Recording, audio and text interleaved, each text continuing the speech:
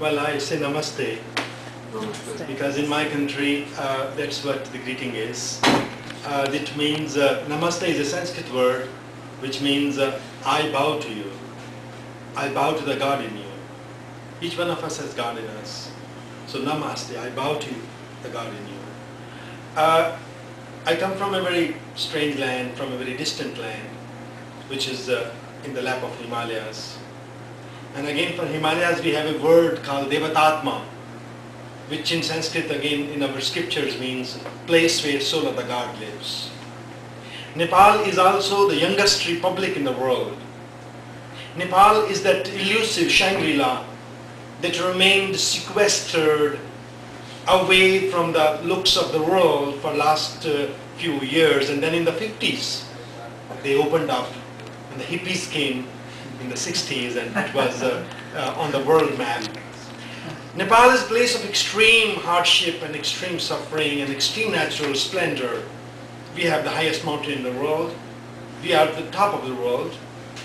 And when I come to Nepal and come to America, I see that even I was in Colorado, that the mountains, everywhere you have roads and so easily accessible.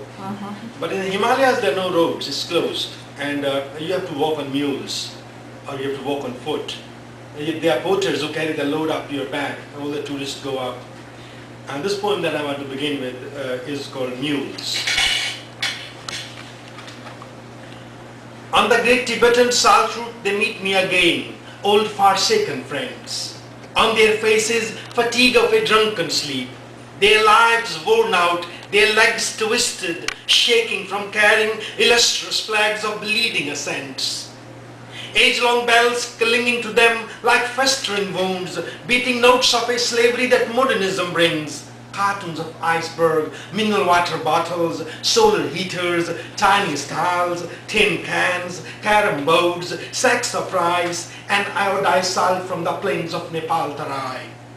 Butterflies of the terrace fields know their names, singing brooks, tempests of their breathless climbs. Traffic alert and time-tested, they climb, carrying dreams of posh peacocks, pamphlets of a secret religious war, filth of an ecologist trial seaman, entire kitchen for a cocktail party at the base camp, defunct development agendas of guilty donors, the West's weird visions lusting for an instant purge.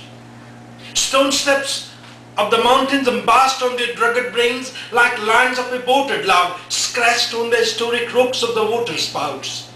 Starry skies of the dozing valleys know the ache of their secret sweat.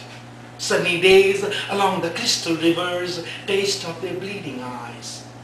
And the greatest fiction of their struggling lives lost like real mules clattering their hooves on the flagstones encircling the cruel grandeur of bloodthirsty mule paths around the glaciers of Annapurna.